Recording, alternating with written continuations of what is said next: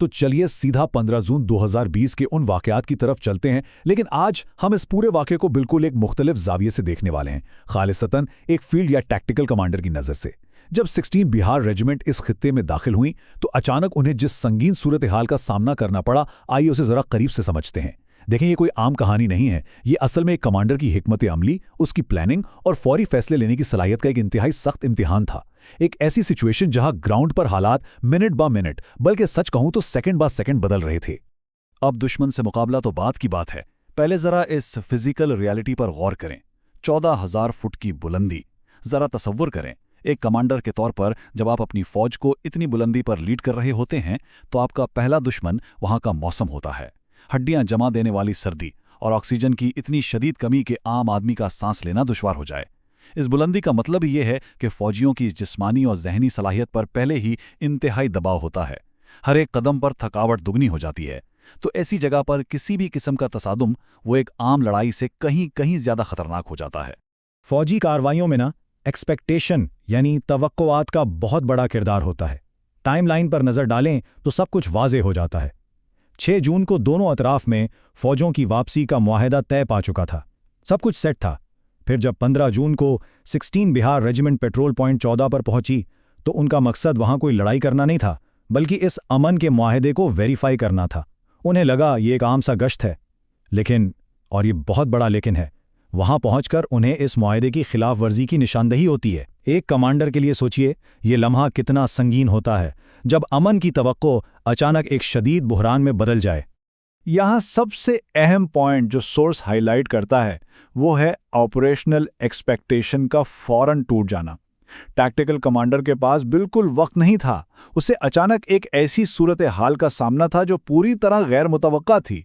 मुआहदे का टूटना सीधा सीधा इस बात का इशारा था कि अब ये पेट्रोल टीम किसी सेफ जोन में नहीं है। जिस जगह उन्हें लग रहा था कि मामला ठंडे पड़ चुके हैं, वहां अचानक एक खौफनाक खतरा सामने खड़ा था। ऐसे में कमांडर के पास अपनी हिकमत अमली को ऑन द स्पॉट यानी उसी वक्त बदलने के अलावा और कोई चारा बचा ही नहीं था। और अगर आप समझ रहे हैं कि हालात पहले ही खराब थे, तो अब इन आदाद शुमार पर गौर करें। यह आदादी फर्क सच में किसी भयानक ख्वाब जैसा है।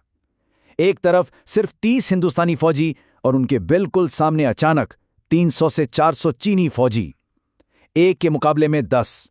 ऐसे हालात में फौजी किताबों में लिखे उसूल और रिवायती तरीके फौरन बेअसर हो जाते हैं। एक टैक्टिकल कमांडर को चंद सेकंड्स के अंदर इस ह्यूज न्यूमेरिकल डिसएडवांटेज को प्रोसेस करना था। उसे तय करना था कि अपने बंदों की जान भी बचानी है और इस ओवरवेलमिंग फोर्स का मुकाबला भी करना है। और इस कहानी का सबसे हैरानकुन हिस्सा यह है कि इस एम्बुश में, इस हमले में कोई आम मॉडर्न हथियार इस्तेमाल नहीं हुए। वहां कोई गोलियां नहीं चलीं। उसके बजाय इंतहाई वहशियाना और इब्तिदाई किस्म के खुद बनाए गए हथियार थे। कीलों वाली लाठियां, कांटेदार तार में लिपटी हुई लोहे की सलाखें और पत्थर। आजकल की जदीद अस्करी तरबियत में इस तरह के मेडिवल यानी कदीम तर्ज के हमलों से निमटने की प्रैक्टिस शायद ही कहीं होती हो। आदादी तौर पर पहले ही कम फौजियों को एक ऐसी रॉ और ब्रूटल फोर्स का सामना करना पड़ा जिसकी किसी ने तवक्को नहीं की थी। सोर्स मटेरियल ने वहां की सूरत हाल को बयान करने के लिए बिल्कुल यही अल्फाज चुने हैं, शदीद दस्त व गिरेबान लड़ाई। ये जुमला अपने आप में पूरी तस्वीर खींच देता है। ये कोई ऐसी जंग नहीं थी जहां आप दूर से दुश्मन पर निशाना बांध रहे हों, नहीं, ये बिल्कुल आमने सामने बगैर किसी फासले की फिजिकल फाइट थी, वो भी 14,000 फुट पर। जहां आमतौर पर चलना दुश्वार होता है, वहां ऐसी जिस्मानी लड़ाई का तस्वुर भी रोंगटे खड़े कर देता है। बगैर किसी फायर आर्म के ये लम्हा सिर्फ और सिर्फ कमांडर की कुव्वत बर्दाश्त, हवास पर काबू और एब्सोल्यूट जिस्मानी ताकत का इम्तिहान बन गया। तो फिर सवाल पैदा होता है कि ऐसी डू और डाई सिचुएशन में आखिर रेजिमेंट ने रद्द-ए-अमल कैसे दिया। सोर्स इसको एक टैक्टिकल टर्निंग पॉइंट के तौर पर बयान करता है। पहला मरहला, उन्होंने उस अचानक और वहशियाना हमले के इनिशियल शॉक को बर्दाश्त किया। फिर इस शदीद जिस्मानी लड़ाई में पूरे फोर्स के साथ उतर गए। लेकिन सबसे ब्रिलियंट मूव पता है क्या था? जब उनके पास आम वसाइल नहीं थे तो उन्होंने वक्त की नज़ाकत को समझा, दुश्मन से हथियार छीने और उन्हीं प्रिमिटिव वेपन्स को दुश्मन के खिलाफ इस्तेमाल किया। यह प्योर टैक्टिकल इम्प्रोवाइजेशन और प्रेजेंस ऑफ माइंड की एक बहुत बड़ी मिसाल है।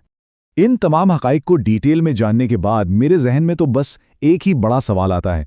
हम 21वीं सेंचुरी में हैं, ठीक है, हम ड्रोन्स, स्मार्ट मिसाइल्स और हाईटेक जंगी हथियारों की बातें करते हैं, लेकिन गलवान के इस वाक़ये ने दिखा दिया कि दुनिया की छत पर एक सेकंड में सब कुछ बदल सकता है और जंग वापस अपने सबसे इब्तिदाई प्राइमल रूप में आ सकती है। तो ऐसे में जदीद अस्करी उसूलों की क्या अहमियत रह जाती है जब फैसला सिर्फ पत्थरों और लाठियों पर आकर ठहर जाए?